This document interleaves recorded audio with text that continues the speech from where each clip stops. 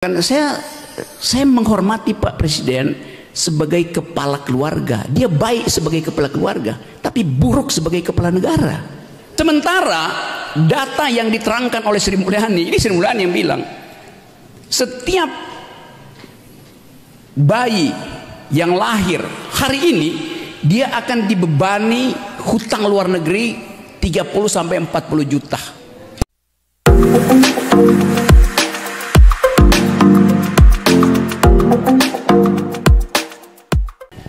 Jadi saya ingin balik ke sini, ke Sukabumi. Saya suka pada bumi itu, karena bumi itu adalah Gaia, dalam bahasa Latin Mother Earth. Kita diasuh oleh bumi, dan kita semua kalau kita pergi kepada seminar internasional, orang nggak tanya, do you speak tadi financial market, do you speak ibu kota baru. Orang tanya, do you speak environmental ethics? Anda paham nggak grammar etika lingkungan sekarang? Dalam kecemasan itu kita berpikir tentang masa depan. Kita nggak berpikir tentang Indonesia yang penuh dengan beton. Kita berpikir tentang Indonesia yang suhunya tidak jadi naik 2 derajat sesuai dengan kesepakatan dunia. Kita ingin Indonesia yang berkicau oleh burung, bukan oleh balapan. Anda dengar kemarin, ini berita-berita recent, berita-berita terakhir. Presiden Jokowi bilang bahwa Ketua MPR Bambang Susatyo, mungkin karena dia pebisnis, akan bikin sirkuit di IKN. Ngapain ada sirkuit di IKN? Itu akan membuat bising kota itu, dan burung-burung nggak bisa lagi bercengkrama. Burung itu nggak bisa pacaran karena bising suara motor. Padahal hak burung untuk bereproduksi dan berkreasi di pohon-pohon ibu kota itu. Jadi nggak ada public policy dirancang dengan determinasi environment. Begitu ibu kota didirikan, itu setiap hari mungkin 100 private jet akan mendarat di Kalimantan. Untuk apa? Untuk KKN, untuk korupsi, untuk bujuk menteri supaya dia dapat investasi lebih banyak tuh. Jadi itu yang saya maksud, kita tidak bikin procrastinating terhadap keadaan yang mungkin sekali memburuk di masa depan. Nah, kesalahan dari kebijakan publik Pak Jokowi, dia nggak mau dengar suara dari Universitas Muhammadiyah Sukabumi yang punya mental, punya kemampuan untuk memberi kritik melalui suku raga tadi. Karena Pak Jokowi datang dari suku ragu, ragu-ragu terus tuh. Saya kasih kritik ini bukan kritik terhadap Presiden Jokowi sebagai orang, tapi sebagai pejabat negara tuh. Saya nggak pernah menghina Presiden Jokowi sebagai presiden. Yang saya hina adalah cara kebijakan dibuat, karena public policy tidak didasarkan pada cultural policies, pada social policies. Kan itu intinya kan. Nah, karena itu seringkali saya katakan, saya menghormati Pak Presiden sebagai kepala keluarga. Dia baik sebagai kepala keluarga, tapi buruk sebagai kepala negara. Saya ucapkan begitu. Anak Pak Presiden datang ke tempat saya, dan saya ucapkan hal yang sama. Jadi buzzer-buzzer itu nggak bisa pisahin antara kedudukan presiden dan fungsi dia secara publik berbeda dengan kedudukan privatnya. Karena itu soal KUHP misalnya, nggak boleh ada kritik pada presiden. Bagaimana nggak boleh ada kritik pada presiden? Nggak boleh menghina presiden. Nggak mungkin kita menghina presiden. Presiden itu barang, lembaga, struktur hukum. Yang boleh terhina adalah manusia konkret yang batinnya tergores. Jadi kita nggak boleh menghina Pak Jokowi sebagai kepala keluarga, tapi sebagai kepala negara dia boleh dihina, karena dia nggak mungkin terhina, karena dia nggak ada perasaan. Presiden nggak boleh punya perasaan. Jokowi sebagai manusia boleh punya perasaan. Itu yang mesti kita bedakan secara jernih. Boleh nggak presiden marah kalau dikritik? Nggak boleh. Tetapi KUHP kita itu datang dari tradisi 3 abad lalu, bahwa the king can do no wrong. Itu raja nggak boleh salah. Iya, kalau raja, kita ini republik bukan kerajaan. Kenapa raja itu tidak boleh dihina? karena tubuh publik raja menyatu dengan tubuh privatnya. Itu di sistem kerajaan. Di kita dibedakan, tubuh publik presiden lain dengan tubuh privatnya. Itu yang namanya prinsip pertama dalam demokrasi itu. Kita bedakan antara tubuh publik seseorang dan tubuh privatnya. Tapi kita di sini karena feodalisme tadi betul diterangkan, feodalisme itu membuat kita menganggap bahwa kritik itu menjadi tidak sopan kalau diucapkan pada pejabat gitu. Kalau begitu, ucapkan kritik dengan cara sopan santun.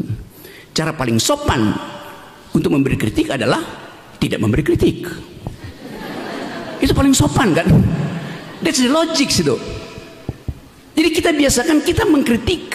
Saya mengkritik Pak Kapolsek sebagai pejabat keamanan, pemberi ketertiban di wilayah itu. Saya tidak kritik beliau sebagai persona tuh. Demikian juga Pak Dandim segala macam. Saya mengkritik kebijakan. Kalau tadi dikatakan bahwa ASN nggak boleh berpolitik, itu agak aneh. Karena ASN itu statusnya cuma 8 jam. Setelah dia masuk kantor, dia pulang ke rumah, dia diskusi dengan ibu dan anaknya, dengan istri dan anaknya tentang kebijakan negara yang membuat dompet istrinya tidak bisa lagi memberi uang jajan bagi anaknya lagi di PAUD. Maka dia kritik kebijakan pemerintah. ASN itu adanya di kantor bukan di rumah. Karena itu ASN-nya boleh memilih. Karena dia bisa bikin evaluasi. Tapi pejabat polisi dia 24 jam ada di publik. Karena itu dia nggak boleh mempengaruhi opini publik. Demikian juga TNI. TNI itu ada prinsip army readiness. Kesiagaan tentara itu 24 jam. Karena ancaman 24 jam. Jadi itu beda status publik dari Pak Polisi, Pak TNI dengan ASN. Nah, hal-hal ini mestinya dibahas di dalam satu mata kuliah yang disebut public ethics, etika publik di dalam wilayah public policy itu.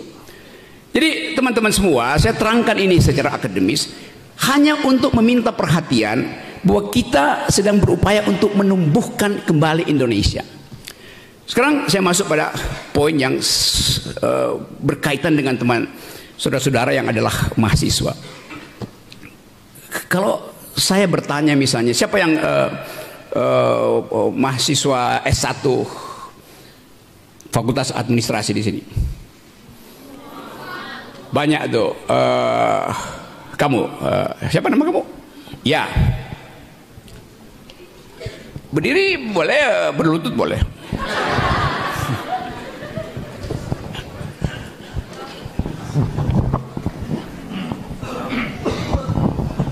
Assalamualaikum warahmatullahi wabarakatuh. Sebelumnya perkenalkan, nama saya Utami Kaulan Sakila dari program studi administrasi bisnis. Oke. Apa yang kamu bayangkan? Kamu semester berapa sekarang? Semester 7. Rencana DO semester berapa?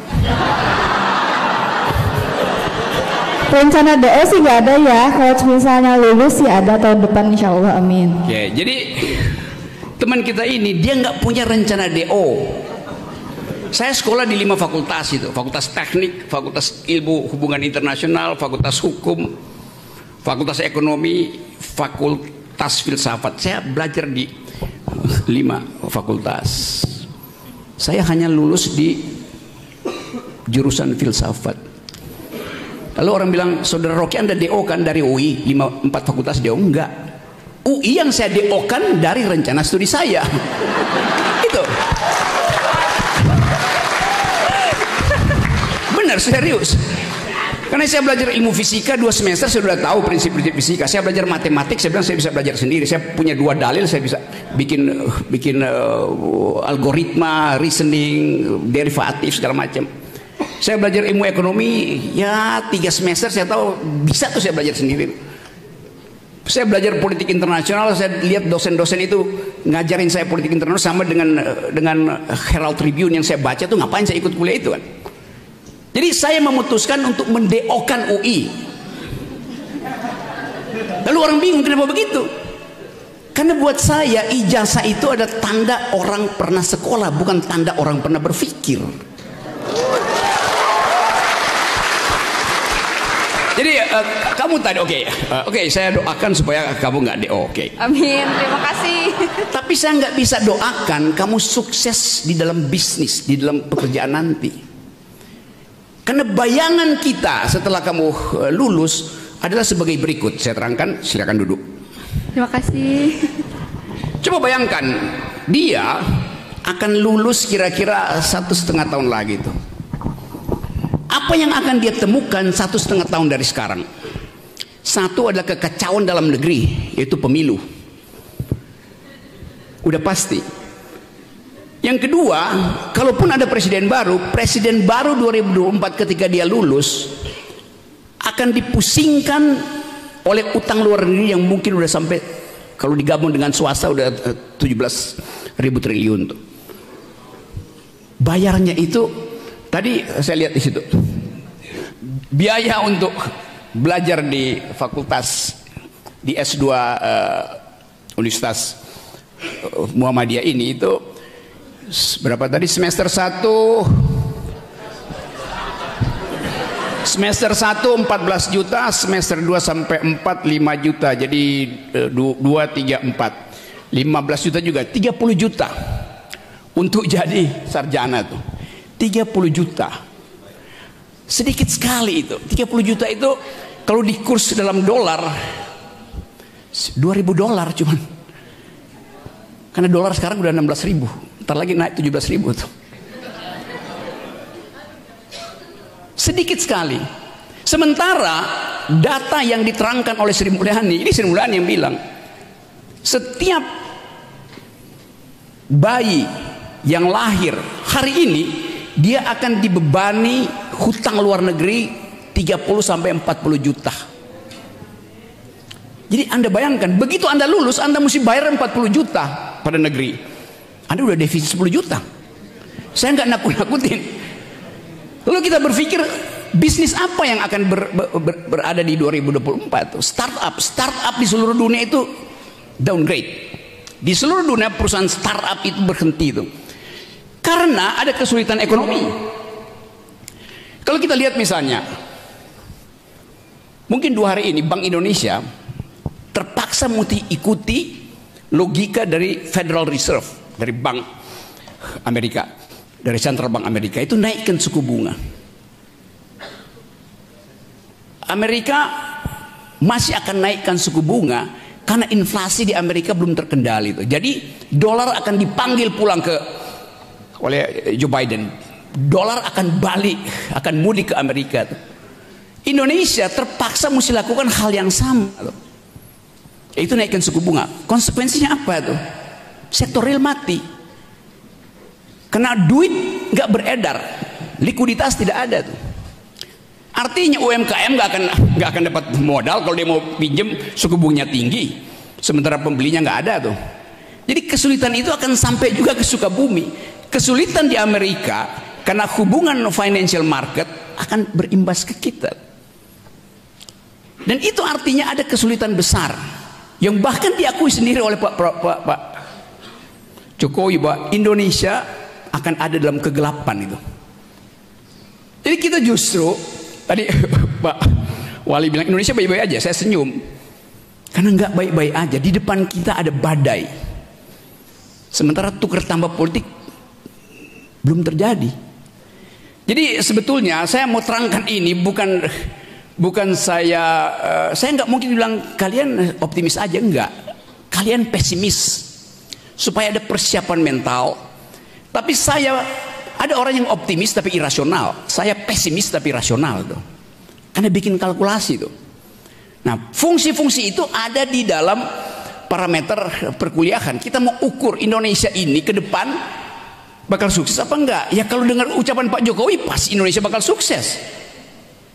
Tapi kita membayangkan bahwa kecemasan Pak Jokowi terlihat dari beberapa kali dia meminta supaya rakyat bersiap-siap untuk menghadapi badai, meminta supaya IKN dilanjutkan, meminta supaya jalan tol diteruskan segala macam.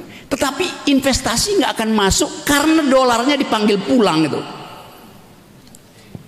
Dan harga uang itu akan tinggi sekali bunganya. Jadi teman tadi itu bukan saya takut-takut ya, saya terangkan deskripsi dari keadaan ekonomi. Apakah dunia mengalami hal yang sama, tapi hanya soal kebijakan publiknya yang bisa dia atur sedikit-sedikit tuh. Di kita impact itu bukan sekedar ekonomi, tapi persahabatan sosial yang retak, intoleransi yang ada di mana-mana tuh. Anies Baswedan baru turun dari DKI, diganti oleh orang yang diinginkan oleh presiden. Publik Jakarta bertanya, apa yang akan dilakukan oleh gubernur dalam keadaan dia tidak punya legitimasi? Kan sebentar lagi Pak Polisi dan Pak Dandim akan dapat demo besar-besaran dari masyarakat buruh, intelektual yang menganggap bahwa penunjukan pemimpin di daerah yang ada 370 pemimpin daerah itu tidak demokratis karena ditunjuk oleh presiden melalui Menteri Dalam Negeri. Boleh nggak ditunjuk? Boleh. Kalau darurat, boleh nggak darurat sampai 2,5 tahun? Nggak ada darurat 2,5 tahun. Jadi setengah dari tahun pemilu, pemimpin-pemimpin kita itu ditunjuk oleh presiden, tidak dipilih oleh rakyat. Itu yang kita sebut sebagai tidak demokratis. Jadi bagaimana kita minta pertanggungjawaban dari pemimpin yang tidak kita pilih? Itu soalnya tuh. Nah, kemasukakalan ini yang ingin saya terangkan sebagai metode berpikir di kampus. Kalau saya balik pada IKN misalnya, Pak Jokowi masih akan memaksakan itu karena cuman itu legasi beliau yang bisa beliau pamerkan. Setelah dia lengser, ada saya bangun IKN. Tapi saya mesti terangkan dari awal, itu bakal berantakan karena nggak ada yang masuk akal di dalam uraian itu. Tentu kita bangga ada IKN, tapi batas dari ambisi adalah APBN. Batas dari ambisi politik adalah APBN itu. Jadi public policy dibuat dengan ambisius, itu yang membuat berantakan Indonesia. Ambisi untuk bikin jalan tol, ya jalan tol diperpanjang tapi jalan pikiran jadi pendek. Kenapa jadi pendek? Karena per hari ini kalau kita belajar public policy, kita ingin public policy itu menghasilkan otak yang bermutu. Faktanya hari ini stunting, mereka yang kekurangan gizi hampir 2 digit di Indonesia.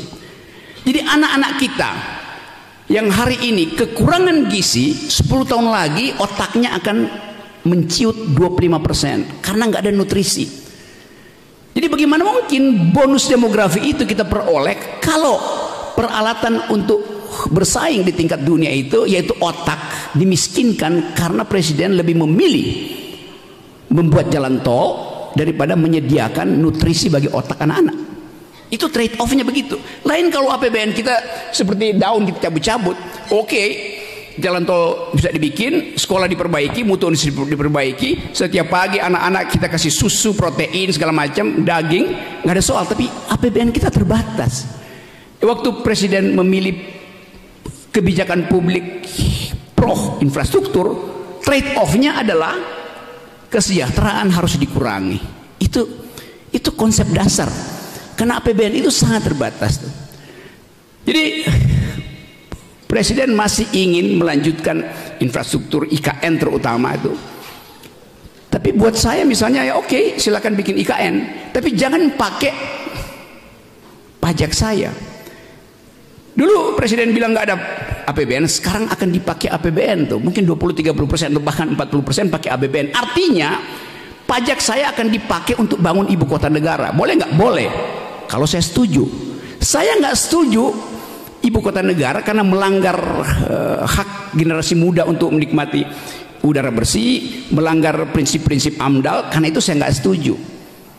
Karena itu jangan ambil pajak saya.